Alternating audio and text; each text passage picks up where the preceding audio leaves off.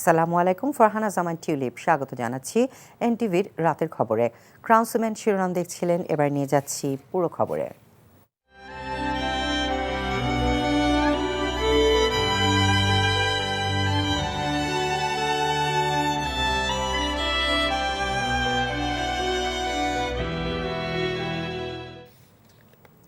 শরীফ ওসমান হাদি বিদ্রোহী কবি কাজী নজরুল ইসলাম ছিলেন যার প্রেরণার বাতিঘর। ঢাকা বিশ্ববিদ্যালয়ের কেন্দ্রীয় জামে মসজিদ প্রাঙ্গণে সেই কবির সমাধির পাশেই চিরনিদ্রায় শায়িত হলেন শহীদ শরীফ ওসমান হাদি। বিকেলে লাখ লাখ মানুষের অশ্রুসিক্ত বিদায়ে তার দাফন সম্পন্ন হয়। নারী ছেঁড়া ধন সন্তানের কবরে মাটি দেন হাদির মা, ভাইয়ের কবরে বোন, আর প্রিয়তমা স্ত্রীর হাতের স্পর্শে ভারী হয়ে ওঠে গোটা পরিবেশ। ইনসাফের বাংলাদেশ প্রতিষ্ঠার আকাঙ্ক্ষা তুলে ধরা এক বিপ্লবীর মৃত্যু কাঁদিয়েছে কোটি মানুষকে। বিস্তারিত নূর হোসেনের রিপোর্টে।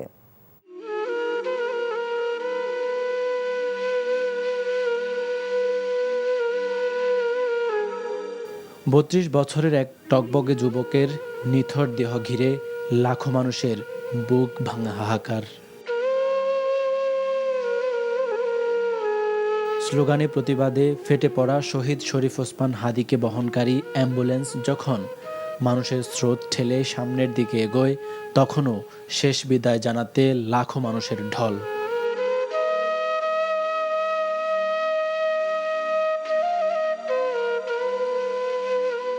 এমন ভিড় ঠেলে ঢাকা বিশ্ববিদ্যালয়ের কেন্দ্রীয় জামে মসজিদের প্রাঙ্গণে পৌঁছাতে কয়েক ঘন্টা লেগে যেতে পারত।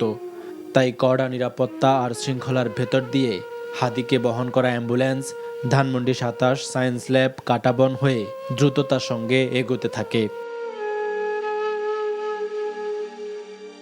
যে ময়দানে দাঁড়িয়ে বারুদ স্লোগান দিতেন হাদি, সে শাহবাগ চত্বর পার হয় তার সহযোদ্ধাদের ভালোবাসায়, শ্রদ্ধায়।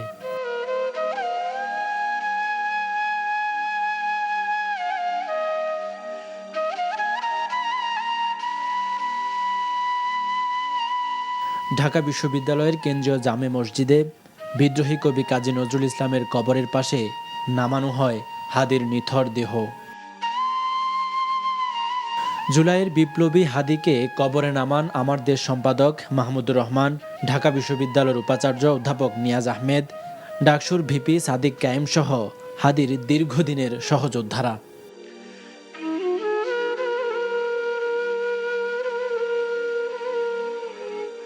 ঘাতকের বুলেটে কেড়ে নেয়া ক্ষণজন্মা হাদিকে শেষবারের মতো বিদায় জানাতে উপস্থিত হন গর্ভধারিণী মা আর স্বজনেরা।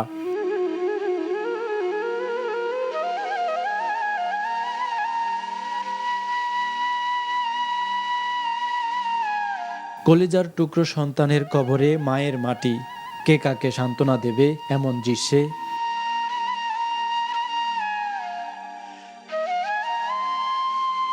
বিপ্লবীর মৃত্যু নেই, হাদিও বেঁচে থাকবেন তার বক্তৃতায়, সাহিত্যে, কর্মে, নিপীড়িত মানুষের স্লোগানে। যেমন হাজার বছর বেঁচে থাকবেন জাতীয় কবি কাজী নজরুল ইসলাম। বিদায় জুলাই যোদ্ধা হাদি, বিদায় আধিপত্য বিরোধী বারুদ সন্তান।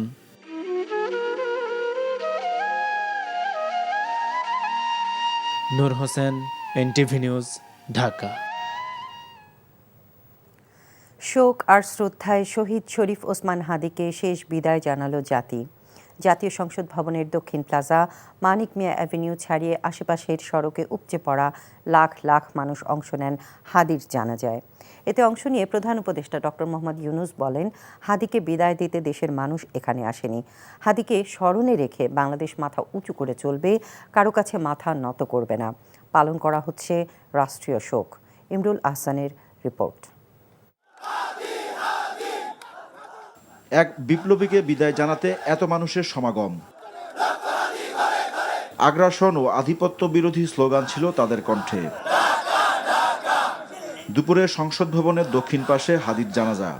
তার আগেই মানুষের উপস্থিতি সংসদ ভবনের মাঠ ও মানিক মিয়া এভিনিউ ছাড়িয়ে যায়। 2:30টার পরপর হয় জানাজা। শোক ও ভালোবাসায় হাদিকে বিদায় জানায় সর্বস্তরের মানুষ। জানাজায় অংশ নেন অন্তর্বর্তী সরকারের প্রধান উপদেষ্টা ডক্টর মোহাম্মদ ইউনূস, উপদেষ্টা পরিষদের সদস্য এবং বিভিন্ন রাজনৈতিক দলের শীর্ষ নেতারা। জানাজার আগে সংক্ষিপ্ত বক্তব্যে প্রধান উপদেষ্টা বলেন, হাদিদের মৃত্যু নেই। প্রিয় ওসমান হাদি, তোমাকে আমরা বিদায় দিতে আসি নাই এখানে। বাংলাদেশ যতদিন আছে তুমি সকল বাংলাদেশির বুকের মধ্যে থাকবে, এটা কেউ সরাতে পারবে না। আমরা আজকে তোমাকে প্রিয় হাদি বিদায় দিতে আসিনি। আমরা তোমার কাছে আমরা ওয়াদা করতে এসেছি, তুমি যা বলে গেছো সেটা যেন আমরা পূরণ করতে পারি। ওসমান হাদির দেখানো পথ ধরেই সামনের বাংলাদেশের নীতি হবে বলে দৃঢ়তার সাথে জানান তিনি। তোমার মন্ত্র ছিল চলো বলো বীর চির উন্নত মমশির। এই উন্নত মমশিরের যে মন্ত্র তুমি দিয়ে গেছো, সেটা বাংলাদেশি সন্তানের জন্মলগ্ন থেকে যতদিন সে বেঁচে থাকবে নিজের কাছে বলবে চল বলো বীর চির উন্নত মমশির। আমাদের শির কখনো নত হবে না। সেই মন্ত্র তুমি আমাদেরকে দিয়ে গেছো, আমাদের সব কাজে সেটা আমরা প্রমাণ করব। আমরা দুনিয়ার সামনে মাথা উঁচু করে চলবো, কারো কাছে মাথা নত করব না। জানাজা পরিচালনা করেন ওসমান হাদির বড় ভাই আবু বকর সিদ্দিক। শরীফ শহীদ ওসমান হাদি,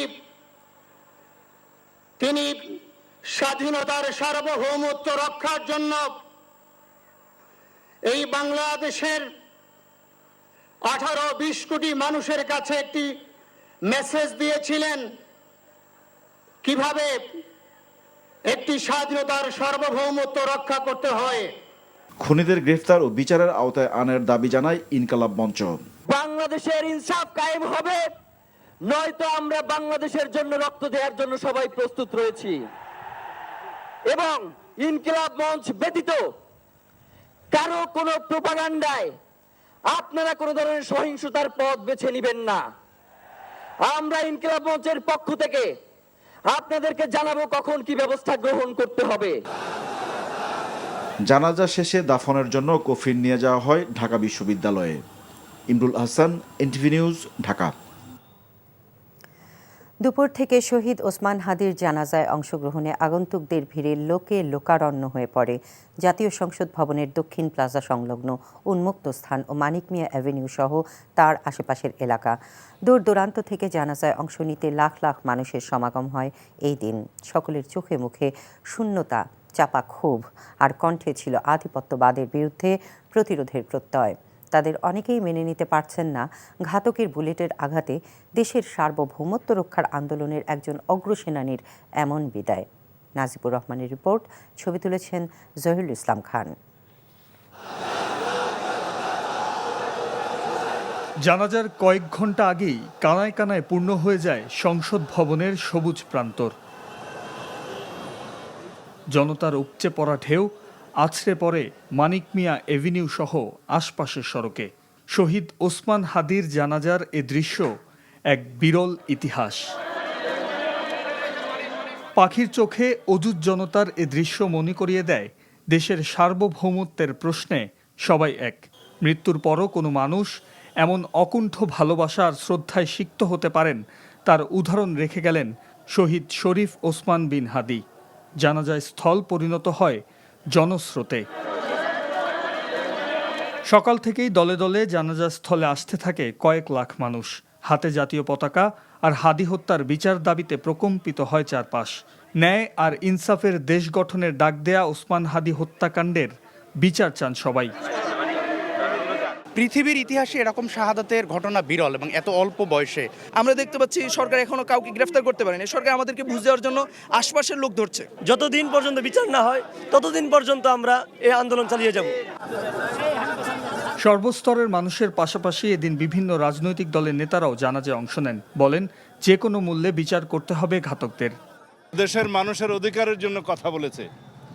আমাদেরকে ওসমান হাদির এই শোককে জাতীয় শক্তিতে পরিণত করতে হবে, আবেগকে শক্তিতে পরিণত করতে হবে, শান্তিপূর্ণভাবে আমাদের সকল কার্যক্রম পরিচালিত করতে হবে।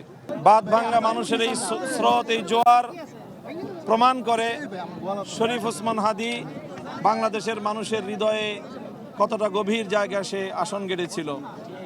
গোটা বাংলাদেশের মানুষ সারা পৃথিবী জুড়ে শরীফ ওসমান হাদীর বিরহ বেদনায় তারা কাতর। হাদির প্রতি মানুষের এই ভালোবাসা প্রমাণ করে হাদি চিরজাগ্রত। যুগ যুগ হাদি হয়ে থাকবেন আধিপত্যবাদ বিরোধী সংগ্রামের মূর্ত প্রতীক। নাজিবুর রহমান, এনটিভি নিউজ, ঢাকা। ইনকিলাব মঞ্চের মুখপাত্র শহীদ ওসমান হাদির জানাজায় লাখো মানুষের অংশগ্রহণের খবর ঢালাওভাবে প্রকাশ করেছে আন্তর্জাতিক গণমাধ্যমগুলো। ব্রিটিশ বার্তা সংস্থা রয়টার্স লেখে, কঠোর নিরাপত্তার মধ্যে শনিবার বাংলাদেশের অন্তর্বর্তী সরকার প্রধান অধ্যাপক মোহাম্মদ ইউনূস সহ লাখো মানুষ হাদির জানাজায় অংশ নেয়। আল জাজিরায় হাদির জানাজায় বিপুল জনসমাগমের একটি ছবি দিয়ে জানাজার খবর জানায়। ভারতের প্রভাবশালী সংবাদ মাধ্যম এনডিটিভির শিরোনাম, তার রক্ত বৃথা যাবে না, বললেন হাদির জানাজায় অংশ নেওয়া লাখো মানুষ। পাকিস্তানের গণমাধ্যম ডন হাদির জনসভায় লাখো বাংলাদেশের অংশ নেওয়ার খবর জানায়। এছাড়া তুর্কি সংবাদ মাধ্যম আনাদুলো, টিআরটি ওয়ার্ল্ড, ভারতের Indian express, Times of India, পাকিস্তানের জিও নিউজ সহ বিশ্বের প্রথম সারির বেশিরভাগ সংবাদ মাধ্যমেই উঠে আসে হাদির প্রতি বাংলাদেশের মানুষের ভালোবাসার কথা। নৈরাজ্য করে নির্বাচন পেছানোর কোনো সুযোগ নেই বলে মন্তব্য করেছেন বিএনপি স্থায়ী কমিটির সদস্য সালাউদ্দিন আহমেদ। তিনি বলেন, গণতন্ত্রের অগ্রযাত্রা বাধাগ্রস্ত করার সব ষড়যন্ত্র বিফল হবে। আর দলটির স্থায়ী কমিটির আরেক সদস্য মির্জা আব্বাস বলেছেন, 17 বছর পর আগামী 25 ডিসেম্বর শুধুমাত্র তারেক রহমান নয়, বরং গণতন্ত্র ফেরত আসছে বাংলাদেশে। ইফতেখার রেজার রিপোর্ট। দুপুরে গুলশানে বিএনপি চেয়ারপারসন কার্যালয়ের সামনে সাংবাদিকদের সাথে কথা বলেন সালাউদ্দিন আহমদ। তিনি বলেন, হাদি হত্যাকাণ্ডের সাথে স্বৈরাচারের দোসর ও যারা নির্বাচন পেছাতে চায় তারা জড়িত থাকতে পারে। যে কোনো হত্যাকাণ্ড অবশ্যই নিন্দনীয়, কিন্তু এই যে বর্বর হত্যাকাণ্ড হয়েছে সেই হত্যাকাণ্ডের পিছনে কিছু উদ্দেশ্য অবশ্যই আছে। নির্বাচনকে বানচাল করার জন্য, পারতপক্ষে পিছানোর জন্য যে সমস্ত অপকৌশল গ্রহণ করেছে ফেসিবাদী শক্তি, পতিত ফেসিস্ট শক্তি, তার সাথে হয়তো তাদের এদেশীয় দোসররা এবং এর বাইরেও যারা নির্বাচন বানচাল করতে চায় তারা জড়িত থাকতে পারে। তবে কোনো রকমের অপকৌশল এবং কোনো রকমের এরকম হত্যাকাণ্ড ঘটিয়ে যদি কেউ মনে করে যে দেশে নৈরাজ্য সৃষ্টির মাধ্যমে নির্বাচন বানচাল করতে পারবে, তাদের সেই ধারণা ভুল। এদিকে রাজধানীর গোপীবাগে বিএনপির ভারপ্রাপ্ত চেয়ারম্যান তারেক রহমানের স্বদেশ প্রত্যাবর্তন উপলক্ষে প্রস্তুতি সভায় মির্জা আব্বাস বলেন, দেশ নিয়ে ষড়যন্ত্রকারীদের বিএনপি শক্ত হাতে প্রতিহত করবে। বিএনপি কখনো খুন, জখম, হত্যাকাণ্ড, মবের রাজনীতিতে বিশ্বাস করে না।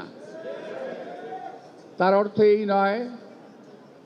এই নয় যে বিএনপি হাত পা গুটিয়ে বসে থাকবে। যদি প্রয়োজন হয় এই সমস্ত ষড়যন্ত্রকারীদেরকে 71 সালে আমরা যেভাবে জবাব দিয়েছিলাম, ইনশাল্লাহ আজকে 25-এও একইভাবে আমরা জবাব দেব। এ সময় দেশের আইন শৃঙ্খলা পরিস্থিতি নিয়ে সরকারের সমালোচনাও করেন মির্জা আব্বাস। ইফতেখার রেজা, এনটিভি নিউজ, ঢাকা। দেশের বিভিন্ন জেলায় ইনকিলাব মঞ্চের মুখপাত্র শহীদ শরীফ ওসমান হাদির গায়েবানা জানাজা অনুষ্ঠিত হয়েছে। জোহরের নামাজের পর সিলেটের কোর্ট পয়েন্ট কালেক্টরেট মসজিদের সামনে জানাজার আয়োজন করে সিলেট জেলা জুলাই যোদ্ধা সংসদ। এতে অংশ নেন বিএনপি, জামায়াত, এনসিপি সহ বিভিন্ন রাজনৈতিক দলের নেতা এবং সর্বস্তরের মুসল্লিরা। বাদ আসর কুমিল্লা টাউন হল মাঠে গায়েবানা জানাজা অনুষ্ঠিত হয়। জানাজা শেষে ছাত্রদল, ছাত্র শিবির, এনসিপি ও এবি পার্টির নেতাকর্মীরা বিক্ষোভ মিছিল বের করেন। জামালপুরের ফৌজদারি মোড়ে ছাত্র জনতা গায়েবানা জানাজার আয়োজন করে। এ সময় বিভিন্ন দলের নেতাকর্মীরা বক্তব্য রাখেন। এছাড়া চাঁদপুর, দিনাজপুর, নওগাঁ ও পাবনায় ওসমান হাদির গায়েবানা জানাজা অনুষ্ঠিত হয়েছে। বহির্বিশ্বের কাছে দেশের ভাবমূর্তি ক্ষুণ্ণ করতে কিছু বিপথগামী ব্যক্তি প্রথম আলো ও ডেইলি স্টার কার্যালয়ে হামলা চালিয়েছে বলে মন্তব্য করেছেন গণ অধিকার পরিষদের সভাপতি নুরুল হক নূর। সন্ধ্যায় সংবাদপত্রগুলোর কার্যালয় পরিদর্শন শেষে তিনি এই মন্তব্য করেন। নুরুল হক নূর বলেন, গণমাধ্যমের ওপর হামলা দেশের জন্য একটি অশনি সংকেত। যারা এই হামলার সঙ্গে জড়িত তাদের দ্রুত শনাক্ত করে আইনের আওতায় আনার দাবি জানান তিনি আরও বলেন, অন্তর্বর্তী সরকার দেশের সব শ্রেণী পেশার মানুষকে ঐক্যবদ্ধ করে একটি গ্রহণযোগ্য নির্বাচনের পথে এগিয়ে যাচ্ছে। তবে একটি অসাধু চক্র এই যাত্রাকে ব্যাহত করতে পরিকল্পিতভাবে ষড়যন্ত্রে লিপ্ত রয়েছে। এই অবস্থায় তিনি গণতন্ত্র ও রাষ্ট্রীয় স্থিতিশীলতা রক্ষায় সব রাজনৈতিক দলকে দায়িত্বশীল ভূমিকা পালনের আহ্বান জানান।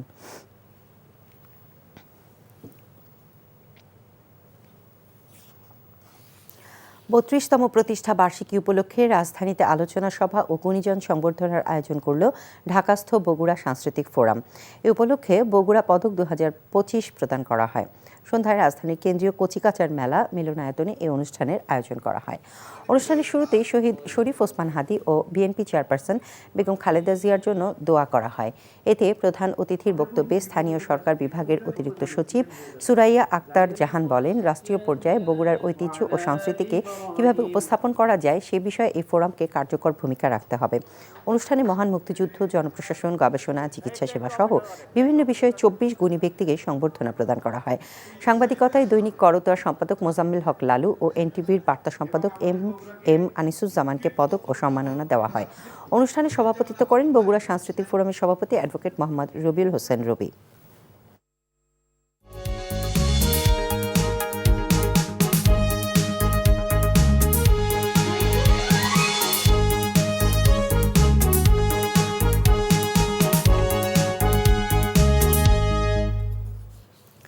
নাসির সিনটেক্স গ্রুপ নির্বাচন পথে পথে। নারায়ণগঞ্জ 4 আসনে ভোটের মাঠে জোটের সমীকরণ মেলাতে ব্যস্ত বিএনপি। স্বাধীনতা পরবর্তী সময়ে 3বার ধানের শীষ প্রতীক আসনটিতে জয় পায়। তবে বিগত 3টি বিতর্কিত নির্বাচনে আসনটি দখলে নেয় নারায়ণগঞ্জে আওয়ামী লীগের সমালোচিত প্রার্থী শামীম ওসমান। তবে চাঁদাবাজি আর দখলদারিত্বের বিরুদ্ধে এবার ভোটাররা সৎ ও দক্ষ প্রতিনিধি বেছে নেবে বলে দাবি জামায়াতে ইসলামী সহ অন্যান্য দলের। নারায়ণগঞ্জ থেকে ফিরে আরও জানাচ্ছেন নাজিবুর রহমান, ছবি তুলেছেন রনি রায়হান। সবুজ প্রান্তর আর কংক্রিটে মোড়ানো ফতুল্লা ও সদর এলাকার যানজট আর দখলদারিত্ব নিত্যসঙ্গী। টানা 3 মেয়াদে নারায়ণগঞ্জের এই আসনটিতে ত্রাসের রাজত্ব কায়েম করে আওয়ামী লীগের বহুল সমালোচিত ও পলাতক নেতা শামীম ওসমান। নাগরিক বিড়ম্বনা দূর করা তো দূরে থাক, উল্টো নাগরিকদের ভয়ের কারণ ছিলেন তিনি। তাই আসন্ন নির্বাচনে নিজেদের রায়ে নিজেদের জনপ্রতিনিধি নির্বাচনের কথা ভাবছেন ভোটাররা। আমরা তো চাই নির্বাচন, সাধারণ নির্বাচন হোক, নির্বাচন হইলে আমরা ভোট দিব। আমাদের প্রত্যাশা যে একটা ভালো লোক আসুক, মহিলা হোক আর পুরুষ হোক, যেমন দেশটা শান্তি মতন চলে। আমরা চাই যে প্রার্থীগুলো হচ্ছে যে সবার ভোটারদের দাঁড়ে আসুক এবং যে সমস্যাগুলো আছে সেই সমস্যাগুলো সমাধানের চেষ্টা করুক। ফতুল্লার 5টি ইউনিয়নের সাথে এবার এই আসনটিতে যুক্ত হয়েছে সদরের 2টি ইউনিয়ন। তফসিল ঘোষণার কয়েক সপ্তাহ পেরিয়ে গেলেও গুরুত্বপূর্ণ এই আসনে প্রার্থী চূড়ান্ত করেনি বিএনপি। দলটির জোট সঙ্গী জমিয়াতে ওলামায়ে ইসলামকে এই আসনে ছাড় দেওয়ার গুঞ্জন রয়েছে। মোটামুটি আমাদের সাথে কথাবার্তা হয়ে গেছে যে যারটা সিট আমাদের জন্য ছেড়েছে এর মধ্যে নারায়ণগঞ্জ 4ও একটি। বর্তমান প্রেক্ষাপটে বিএনপি জোটের সাথে যেহেতু আমরা আছি এবং এই জোট নিরঙ্কুশ জয় পেতে যাচ্ছে, এটাই বোদ্ধাজনদের বলা এবং বোঝা, যেটা আমরা বুঝতে পারছি। তবে ছাড় দিলেও ঐক্যবদ্ধ থেকে দলীয় সিদ্ধান্তকে বাস্তবায়ন করার পক্ষে স্থানীয় বিএনপি নেতারা। দলের সিদ্ধান্তই চূড়ান্ত সিদ্ধান্ত। এখান থেকে যদি বিএনপি দলীয় প্রার্থীকে দেওয়া হয় সেটাও চূড়ান্ত, ওনার সিদ্ধান্ত চূড়ান্তভাবে ভোটাররা এবং আমরা মেনে নিব। আবার যদি এখান থেকে জোটকে দেওয়া হয় সেটাও অবশ্যই আমরা মেনে নিব। কাজেই দলের সিদ্ধান্তের বাইরে আমরা কেউ যাচ্ছি না। অন্যদিকে 8 দলের জোটে জয় পাওয়ার কৌশলে এগোচ্ছে জামায়াতে ইসলামী। প্রতিযোগিতার দৌড়ে টিকে থাকতে চায় এনসিপিও। মানুষের সুখে দুঃখে আমরা থাকার জন্য চেষ্টা করেছি। এই জন্য জোটের প্রার্থী ছাড়াও যদি বিএনপির প্রার্থীও যদি সেখানে দেয়, আমাদের দলের মজবুতি এবং আমাদের সামাজিকভাবে নানাভাবে সম্পৃক্ত হওয়ার কারণে আমাদের বিশ্বাস যে জামায়াতে ইসলামী সেখানে বিপুল ভোটে সম্মানের সাথে তারা বিজয় লাভ করবে। নির্বাচনমুখী কার্যক্রম আমরা কম করতে পেরেছি, কারণ আমরা 9 মাসের একটা দল। তারপরেও জনগণের কাছে ভালো সাড়া পাচ্ছি এবং আশা করি জনগণ তারুণ্যের যে শক্তি বাংলাদেশকে দ্বিতীয়বার স্বাধীন করেছিল, দেশের পরিবর্তনের লক্ষ্যে এই শক্তিকে সমর্থন দেবেন। গণ অভ্যুত্থান পরবর্তী ত্রয়োদশ জাতীয় সংসদ নির্বাচনে নারায়ণগঞ্জ 4 আসনে প্রভাবকের ভূমিকায় থাকতে পারে প্রায় 1 লাখ তরুণ ভোটার। আওয়ামী লীগ আমলের বিতর্কিত 3টি নির্বাচন ছাড়া নারায়ণগঞ্জ 4 আসনে বিএনপির অবস্থান ছিল শক্তিশালী। আসন্ন জাতীয় সংসদ নির্বাচনে 2 দফায় এই আসনটিতে বিএনপির প্রার্থী চূড়ান্ত না করায় জোট সঙ্গীদের নিয়ে আলোচনা বেড়েছে। আর এমন পরিস্থিতির সুযোগ নিতে মুখিয়ে আছে জামায়াতে ইসলামী সহ অন্যান্য দলগুলো। তাই ভোটের আগে নতুন এক সমীকরণে জমজমাট ভোটের আশা করছেন স্থানীয়রা। নাজিবুর রহমান, এনটিভি নিউজ, নারায়ণগঞ্জ। 2026 টি-20 বিশ্বকাপের জন্য দল ঘোষণা করল ভারত, যে দলে জায়গা হয়নি সহ অধিনায়ক শুভমান গিলের। বহুদিন পর জাতীয় দলে ফিরেছেন ঈশান কিষান। সাম্প্রতিক সময় টি-20তে গিলের ফর্ম ছিল না। এই পরিস্থিতিতে চোটের কথা বলে দক্ষিণ আফ্রিকার বিরুদ্ধে সিরিজের শেষ ম্যাচে খেলানো হয় সঞ্জু স্যামসনকে। তিনি বিশ্বকাপ দলে আছেন। এর আগে 2024 সালে টি-20 বিশ্বকাপেও দলে ছিলেন না শুভমান গিল। তার বদলে আকসার প্যাটেলকে সহ অধিনায়কের দায়িত্ব দেওয়া হয়েছে। অধিনায়ক হিসেবে থাকছেন সূর্যকুমার যাদব। এদিকে সদ্য সমাপ্ত সৈয়দ মুশতাক আলী টুর্নামেন্টে 10 ম্যাচে 517 রান করেন ঈশান। ফাইনালে সেঞ্চুরি করে দলকে চ্যাম্পিয়ন করেছিলেন তিনি। আগামী 7 ফেব্রুয়ারি শুরু হবে সংক্ষিপ্ত ফরম্যাটের বিশ্ব আসর। 8 মার্চ ফাইনাল দিয়ে শেষ হবে টি-20 বিশ্বকাপ। ইসলামিক সলিডারিটি গেমসে বাংলাদেশের হয়ে রৌপ্য পদক জয়ী খই খই মারমাকে সহায়তা করার প্রতিশ্রুতি দিয়েছেন ক্রীড়া সংগঠক আমিনুল হক। এছাড়াও খই খইকে সম্মানিত করে আর্থিক সহায়তা প্রদান করেছেন তিনি। ইসলামিক সলিডারিটি গেমসে এর আগে টেবিল টেনিস দল অনেকবার অংশ নিলেও পদক জেতা হয়নি বাংলাদেশের। এর আগে কখনোই কোয়ার্টার ফাইনালও খেলা হয়নি লাল সবুজদের। এবার সব প্রত্যাশাকে ছাড়িয়েই রৌপ্য পদক জয়ের কীর্তি করেন জাভেদ আহমেদ ও খই খই। বাংলাদেশের টেবিল টেনিস ইতিহাসে এটি সর্বোচ্চ সাফল্য। এই কীর্তি গড়ায় খই খইকে আর্থিক সহায়তা করার প্রতিশ্রুতি দিয়েছেন বাংলাদেশ জাতীয়তাবাদী দলের ক্রীড়া সম্পাদক ও জাতীয় ফুটবল দলের সাবেক অধিনায়ক আমিনুল হক। এই ছিল রাতের খবরে। এই খবরের ভিডিও সহ আপডেট জানতে ভিজিট করুন এনটিভি অনলাইন www.ntvpt.com। এছাড়াও এনটিভির জনপ্রিয় সব অনুষ্ঠানে খবরের আপডেট জানতে ভিজিট করুন আমাদের ইউটিউব ও ভেরিফাইড ফেসবুক পেজে। রাত 1টায় মধ্যরাতের খবর দেখার আমন্ত্রণ রইল। ধন্যবাদ সবাইকে। শুভরাত্রি।